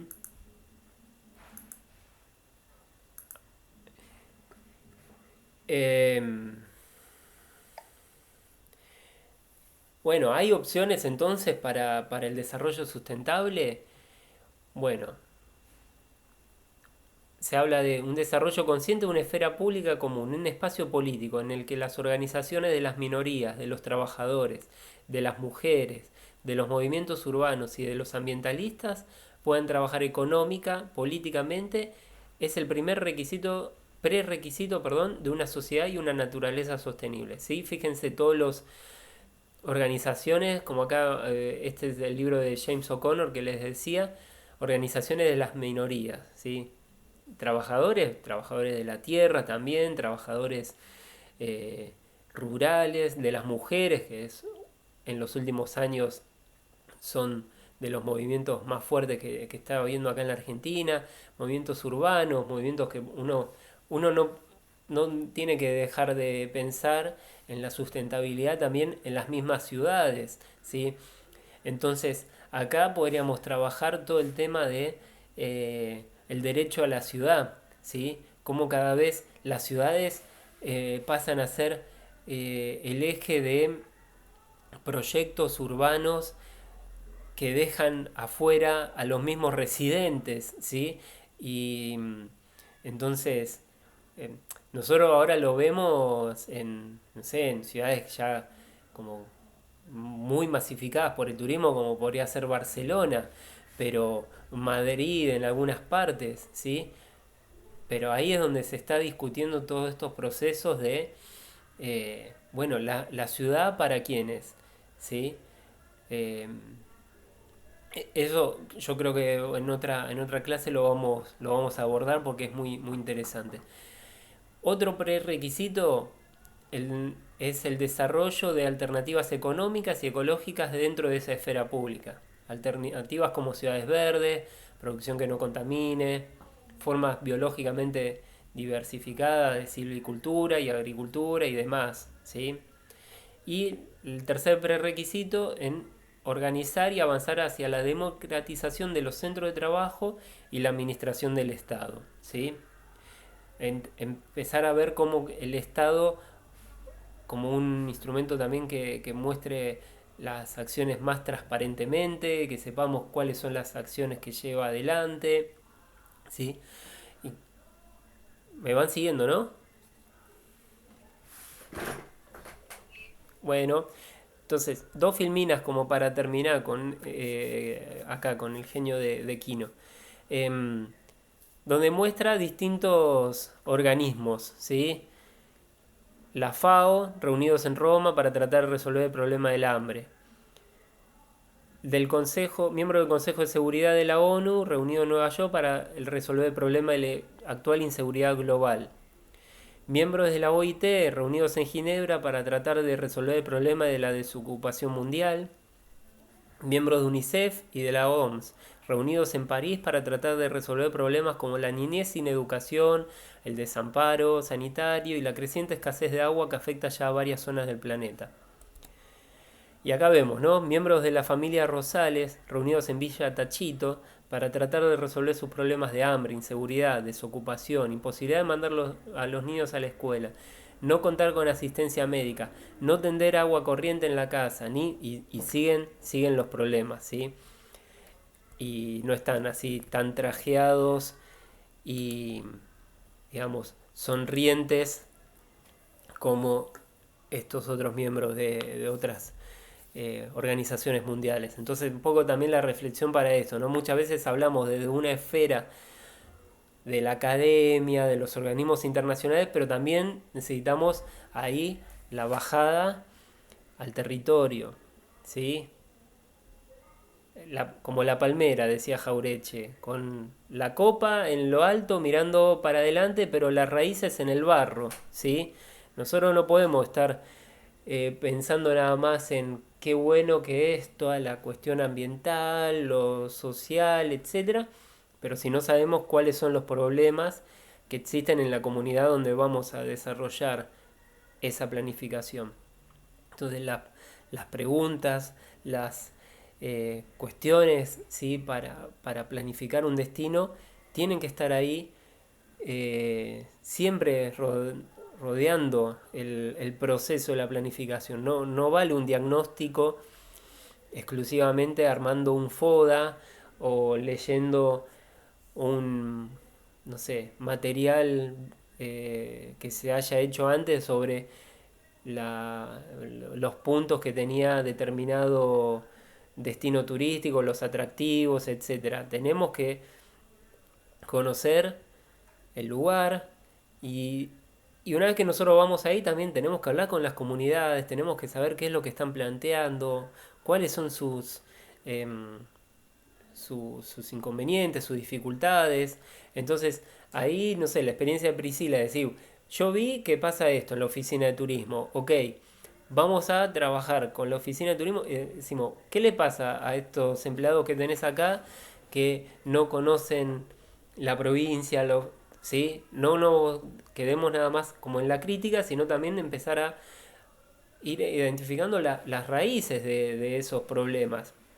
En todo eso, bueno, es como se va armando un proceso de planificación. Y ahí vemos, ¿no? Planificación participativa, local, eh, teniendo instrumentos que vienen de distintos lados, pero también los mismos insumos que te puede dar la comunidad. No sé si fue quedando un poquito más claro. ¿Sí? Profe, yo lo que siento de todo esto es que como primer punto hay que poner la intervención del Estado y la relación que tiene el Estado con el sector privado. Puedo ir como estudiante, como turista o como lo que sea, charlar esto tanto en municipalidad o con la comunidad local, pero siento que si no interviene el Estado esto queda en la nada. Sí. Yo creo que el sector privado quiere ganar y si tiene que ponerse un cartel de hola soy sustentable para ganar lo va a hacer y no le importa la sustentabilidad al fin y al cabo. Entonces me parece que lo que más a esta vez falta es esa regulación fuerte del Estado, ya sea en Purmamarca o sea en un destino de que que reciba así mucha mayor cantidad de turistas. No sé si se entiende. No, no, se entiende perfecto, Yami. Em, y, y es, y es clave, y creo que ustedes ya llegando a esta altura de la carrera, ¿no? Eh, recién ahora una materia que diga, contenga el título de políticas públicas es chocante también, ¿no? Porque tendría que ser desde el principio. Primero nos dan un montón de materias de empresa, recursos humanos, administración y y después dice, bueno, sí, pero también a esto hay que meterle la parte del Estado. Tendría que ir un poco en caminos casi paralelos, ¿no? Decir, bueno, la importancia acá de, de la planificación del Estado, pero también veamos cómo esto fue justamente evolucionando y cambiando durante los años. Entonces, durante los 90 el Estado cuanto menos participación tenía, mejor. Cuanto más podía descentralizar sus decisiones, era mejor visto. Entonces, esas son experiencias que se van a, acordando y adaptando en otros lugares. Y bueno, puede ser que se genere eh, esta dificultad para después decir, no, che, acá nos está faltando el Estado, ¿sí? Pero bueno, también entendamos eso, que durante mucho tiempo ni se lo tuvo en cuenta y bueno, ahora es el momento de empezar a incorporarlo en la discusión. Pero como te digo, el Estado, pero también la academia, también las comunidades locales y bueno, y las empresas, obviamente. Eh, sí, las empresas que en este momento nosotros también podríamos decir, bueno, a ver, uy, qué mal, están perdiendo las empresas de turismo. Sí, bueno, y el Estado sale a ayudar y decir, bueno, a estas empresas no queremos que despidan trabajadores, entonces le vamos a estar dando tal porcentaje del sueldo para que mantengan los trabajadores. Bueno, ahí también el control y la fiscalización del Estado para decir, te estamos dando esta ayuda no para que sigas solventando tu empresa, sino para que no eches más a los trabajadores. Te llega ahora el momento de eh, poner vos algo de guita. Entiendo que suene duro y quizás muchos empresarios también están con lo justo y uno siempre te dice, no, el empresario siempre ganó guita, no es tampoco tan así, y menos en la Argentina, eh, donde empezás a generar algo y ya enseguida te llueven imposibilidades de todo lado, del impuesto, municipio, etcétera. Entonces ahí hay que regularlo también bastante. Em, ¿Qué más? ¿Qué más se les ocurre? ¿Qué más les parece?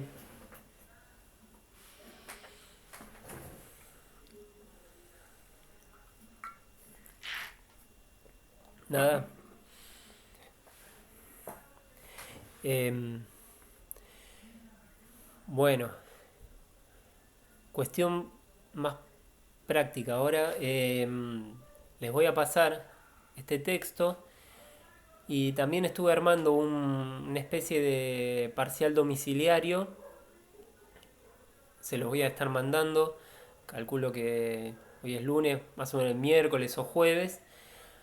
Para que, nada, recuperen un poco las lecturas que tuvimos hasta ahora y vayan armando eso, ¿sí? Lo voy a hacer así, se los voy a enviar por mail, lo voy a subir a la página y después voy a armar también eh, ¿cómo se dice? Un ítem ahí en el campus para que suban la tarea ahí, ¿sí? Así queda el registro.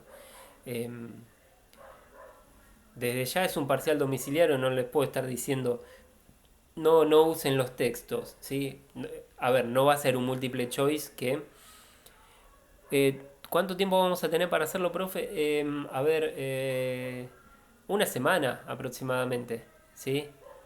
Yo les voy a poner ahí, bueno, cuántos días, cuándo sería la fecha de entrega, pero es más que nada para esto, para ir armando una especie de conceptualización de lo que trabajamos hasta ahora, de estas teorías. ¿Sí? Bueno, ¿preguntas? ¿Una cuestión? ¿No? Bueno, bastante bien, ¿no? La plataforma esta de Google Meet. Sí, sí. Anduvo bien, fueron 2 horas y no se cortó. Nada, ahora voy a ver Mejor si... que Zoom, diría. Sí, sí, sí. Em, Ahora voy a ver si puedo subir esta clase al YouTube y les paso después el link. Bueno, gente, no hay más nada. Los saludo. Que tengan linda semana. Quédense en casa. Cuídense, cuiden a los suyos. Y nada, nos vemos. ¿Sí? Gracias, igualmente. Gracias, Manuela. Saludos. Gracias. Chau, chau.